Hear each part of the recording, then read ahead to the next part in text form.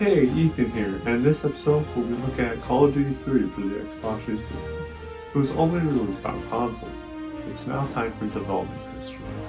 Call of Duty 3 was developed by Treyarch because Infinity Ward was working on the next game in the series being Call of Duty 4 Modern Warfare and started development after the release of the prequel game Call of Duty 2 Big Red One. Call of Duty 3 is the only mainline COD game that didn't get a PC port because of time constraints, but it was released on November 7, 2006 for the LG Xbox, PlayStation 2 and 360, and then a few weeks later on the PS3 and Wii. The game takes place entirely in France with 4 different armies. With that out of the way, let's start the campaign.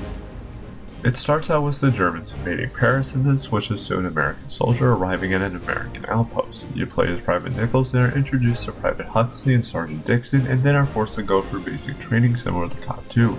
You then get on the back of a truck and are introduced to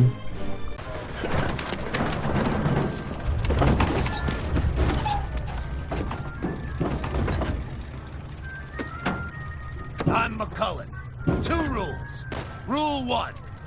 You're no good to me dead. Rule 2. What difference does it make? You'll all probably end up dead anyway.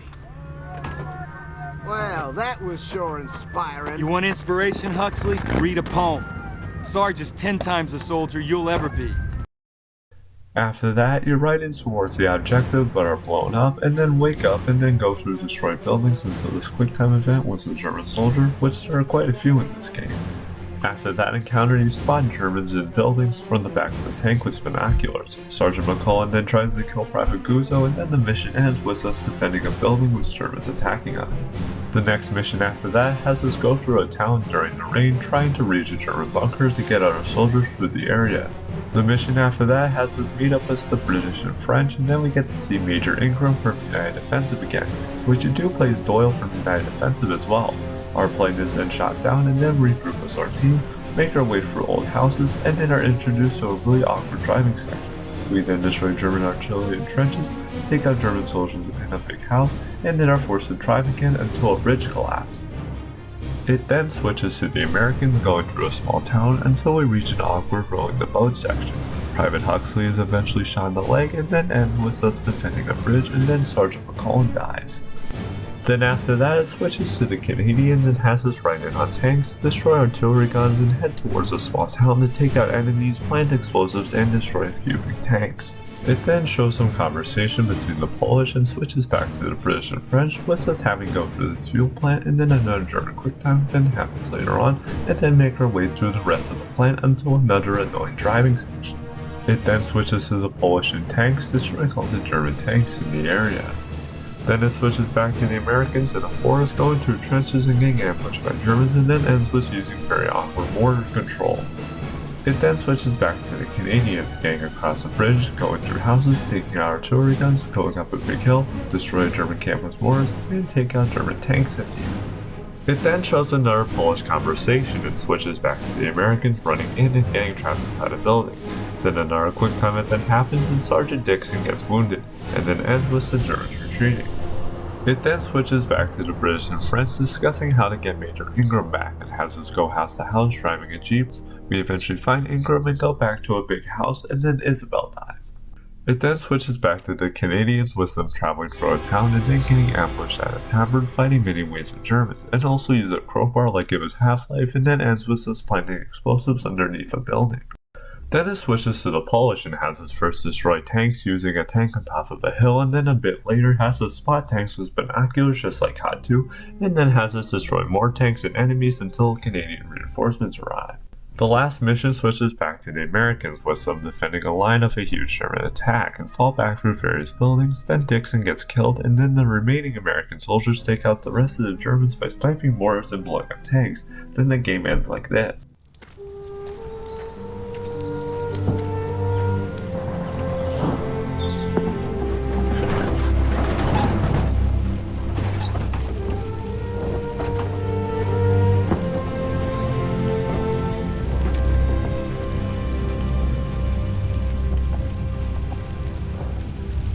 I'm Guzzo. One rule, you're no good to me dead.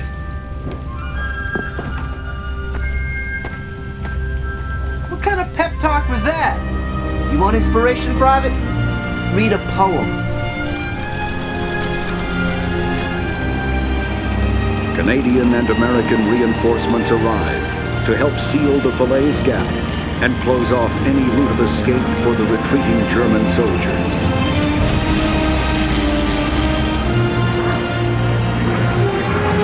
4 days later, Allied forces liberate Paris, bringing an end to the Battle of Normandy.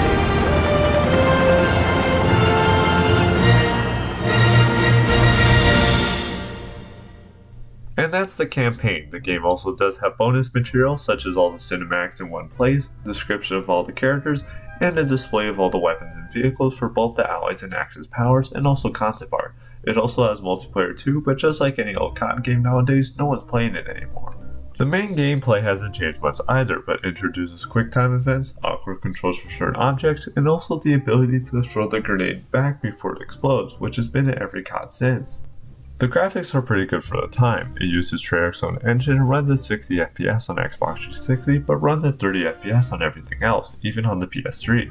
The Wii version uses motion controls and looks like this by default, but with video editing it could look like this. It's the only Wii game I have that looks cut off like this.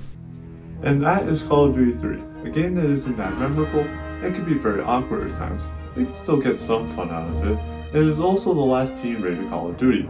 But I just gotta say, those driving controls are really bad.